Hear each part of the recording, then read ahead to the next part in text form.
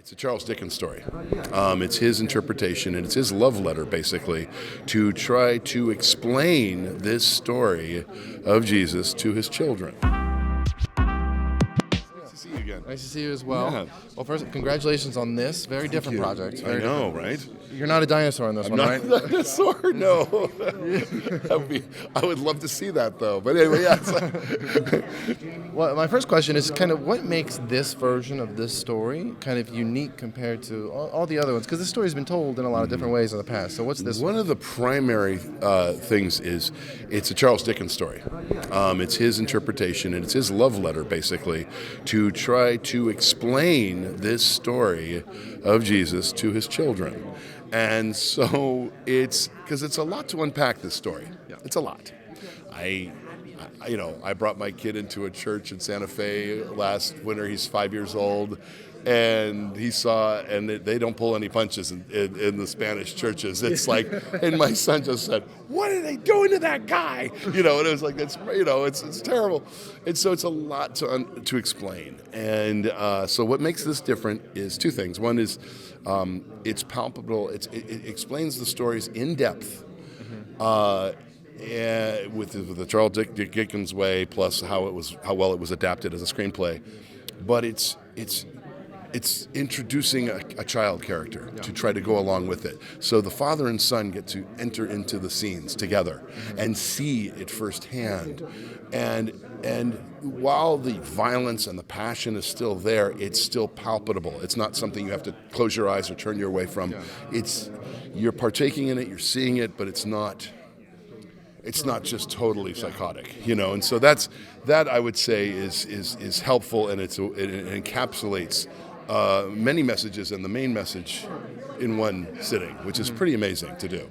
Can you talk about your approach with, kind of just getting your performance across, but with the pressure of these are characters or just people in history that people know really well, and we've seen versions of them. So dealing with the pressure of okay, I want to make sure that my version is unique, but also doesn't upset anyone. Or that's a great question, because that is a big debate. The key with these things is you're not trying to cast aspersions on, oh, they killed Christ, or the Romans did this, or the Jews did that. You don't want to. You make them just real people. Try to be as just realistic with people's fears, their apprehensions, and as possible. And that was the thing to do. Not make it inherently evil or right or wrong. It's just we're nervous about something. Uprisings or So that was an approach too. It's the film itself is very. Even though it's animated and it's beautifully, the choreography, just the cinematography is just amazing, and what they've done with the lighting and everything. But it's very realistic cinema verite, the way the acting is. Yeah. Last question for you. I have to pivot a little bit to a very different show. Okay. Hit Monkey. What are the odds of season 3? Is it done for good? How do we feel about it? Well, how do I feel about it is I freaking love working on that show. I've had such a good time. I told you from the beginning, I didn't realize how funny it was going to be, because I didn't get now I'm getting the full scripts, but before I was just doing the monkey and all the pathos and all the sadness that he had, and now I see the scripts and then see what Jason Sudeikis and Leslie and everybody doing with the characters. It's so funny. And I'm hoping, how I feel about it is I hope we do more, because we've left it at a place where we need to finish the story, or at least continue it. So I am hoping. It's such a crazy show.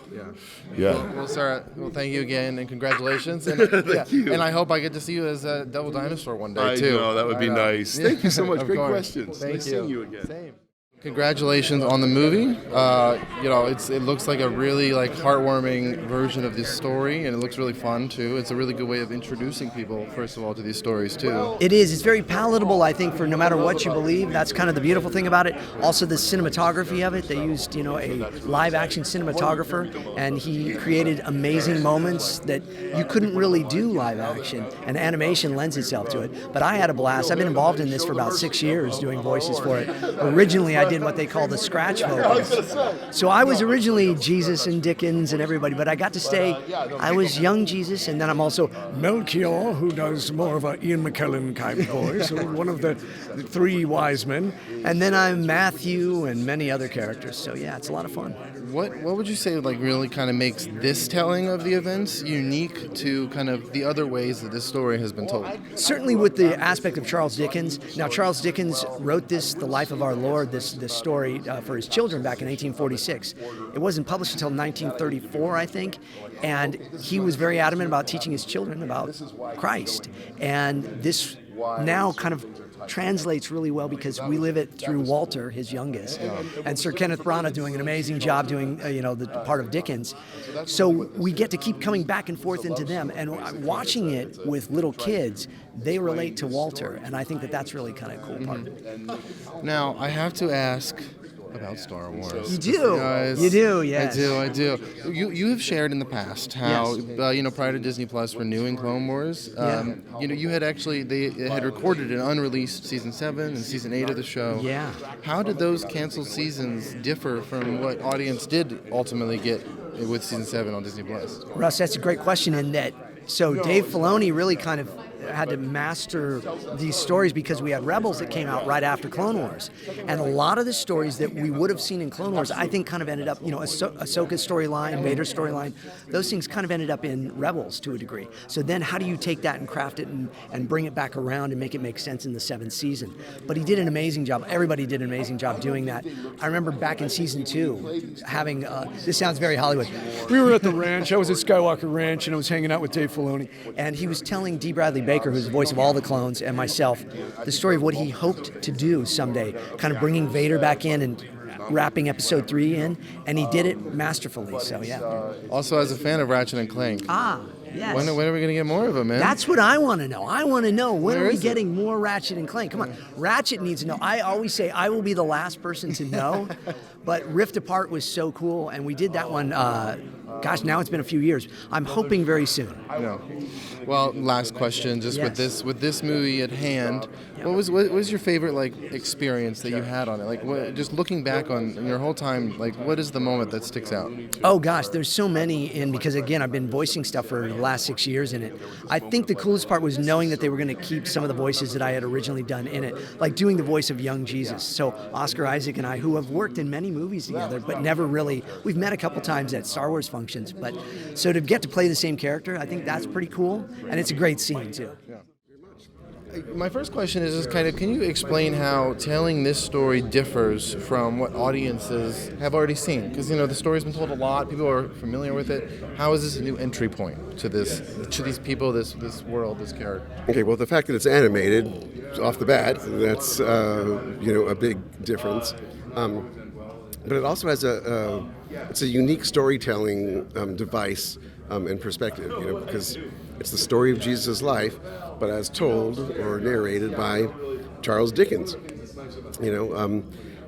Dickens wrote something that was published 60 years after his life that he entitled The Life of Our Lord. And he wrote it for his children, which it says right on the cover of the book. Written for his children between these years, I don't remember. And as a family, they read it every Christmas. They read it aloud every Christmas throughout his entire life, and then his children, as adults, throughout their lives.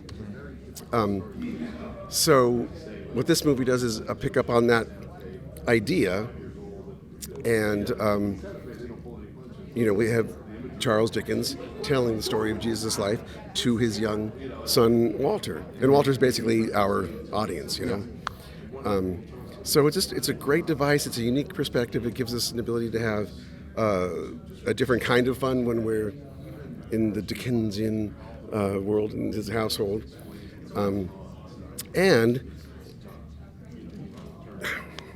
you have to see it to really get it. But the idea is that Dickens' storytelling is so immersive that his son feels like he's there, feels like he's walking among Jesus and the disciples, and so we start in their study and we go into the Holy Land, and then every once in a while the kid says, "Wait, what? What's that?" And we're back in the study, and Dad explains it to his son, thereby explaining it to our audience.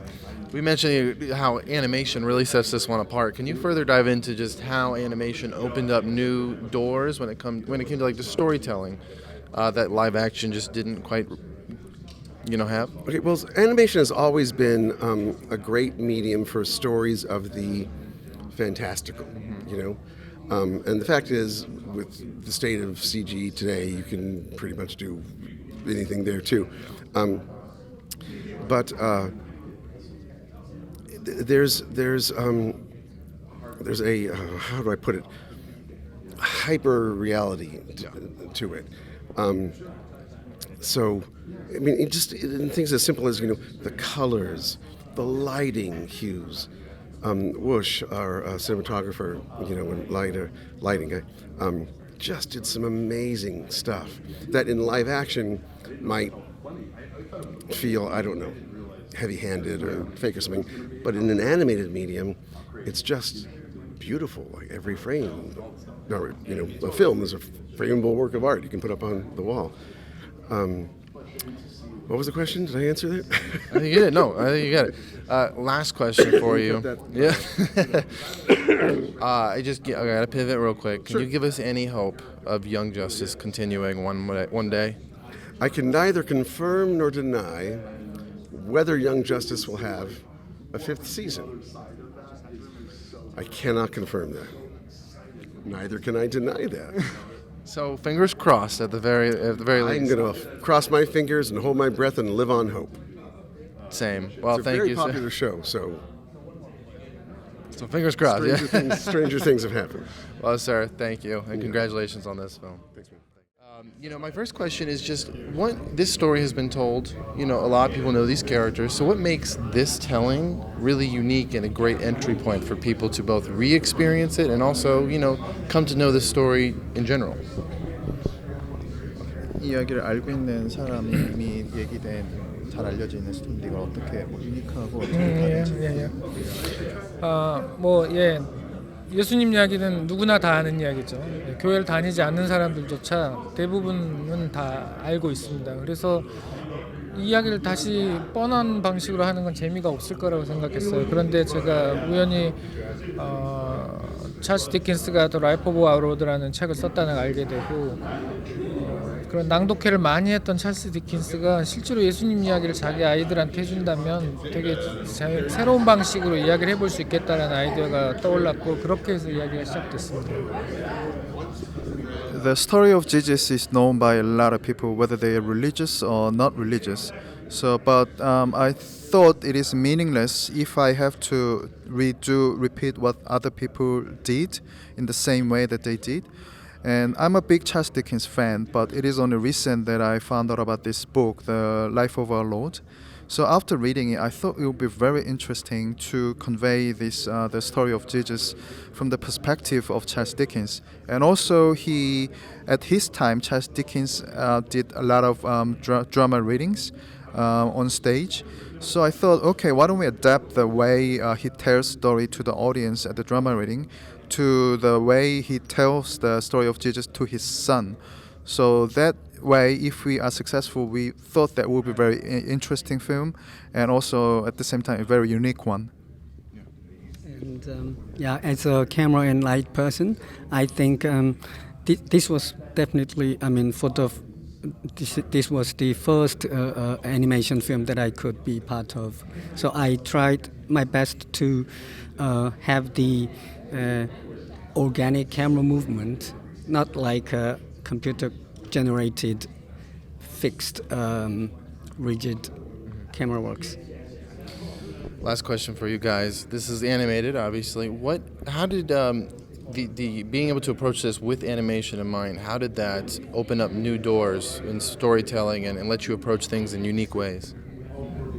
그러니까 결국 애니메이션은 어떻게 특별한 작업으로 만들었냐인데 결국 그 30년 일하시고 20년 일하시고 그 내용으로 대답을 하는 게 맞을 것 같아요. 네, 영화계에서 저도 VFX 슈퍼바이저로 거의 30년 넘게 일을 했고 우리 촬영 감독님 우씨도 20년 이상 굉장히 많은 영화를 했죠. 그리고 영화를 사랑하고 영화광이었고 영화의 팬이었기 때문에 이런 직업을 가졌겠죠. 그러다 보니 이 모든 경험들이 이 작품 안에 활용된 것 같습니다. I've been working as a VFX supervisor for more than 30 years, and Usher, he's been a cinematographer for the live films for more than 20 years. So that is obviously because of our passion towards the film, because we've been a big fan of film and animation throughout our career, and we always thought that we need to come together to produce something really meaningful. So this time, we with that conception and idea in the very beginning, we try to blend our respective experiences into making of animation. So after seeing the final results, I think we did a very good job, delivering our intention from the very beginning. First question is the telling of this story, right? A lot of people are familiar with it. We've heard versions of this quite often. So what about this take is unique and is going to bring audiences into this in a new way? Well, that's the thing. Like a lot of times when you see it told, except for maybe Prince of Egypt, that most of the time when you see it told, it is told in a grim way, especially at the end, of course. And you're sitting there with your kid and you're saying like, no, this is the greatest story ever told about the greatest man. Like, leave the room. And the way Jay wanted to tell it was like, no, let's tell this, let's animate it, and let's tell it for a family. Yeah. And so, grandma, the kid, the family, whatever, the kids can sit at the same, sit in front of the thing and watch it, and everyone can enjoy it in the same way. So that's what's different, is that you can trust your kid to just kind of watch it by themselves, trade it with other, go to school, tell their friends about it, and and hopefully they'll watch it and be inspired by it. How did the animation kind of add to what you were able to do on a storytelling level? Well, it is epic. I mean, when you see what Woosh has done with the cinematography and the method that they found to kind of get him, to do his thing, there's this point in it when you're watching it and you forget that it's animated. You are truly inspired by it, and the animation that they do is like, it's so photoreal at times. I mean, the characters are deliberately, very angular, but the way that it's shot, you do sit there and in the theater that I was in, people were crying, and you can hear a pin drop. Yeah. Now I have to pivot. I have to ask about Captain America. Oh, okay. Isaiah Bradley was a big character in that movie. Yes. And it just seemed like we were so close to maybe getting him to like suit up and be in a big action scene. Maybe even like go up against Red Hulk. Dream. Was that ever in the cards for that film? I cannot confirm nor deny. Well, just think of it this way. That Isaiah Bradley. Well, he does. He doesn't suit up, but he does do some of his stuff. I think it's Carl is just such a great actor, and anything he can do would be fantastic. On anybody's dream list is he suits up and really goes at it against a good foe. So yeah. Did the discrepancy with audiences really seem to love it, and there was a discrepancy between audience and critics? Did that surprise you at all, or that reaction? It kind of did, kind of didn't, because I think similar things have happened, like with Princess and the Frog, with a lot of different projects. It was weird to me because, some of my friends who are critics, I said, I think you guys missed it. I think you guys got it wrong. And then when the audience marks came in, and they were, everybody I saw said, like, not only did I love it, but I brought my family to the next week. I've seen it more than once, and it's a thoroughly enjoyable film. And I don't know what everybody's talking about. I mean, that's really what you want, as opposed to the other thing, which is critics love it, and people are like, nah, it's okay. Yeah, get away. That's fair. Yeah. Well, sir, thank you again. Congratulations on this movie. Yes, thank you. King of Kings is in theaters April 11th.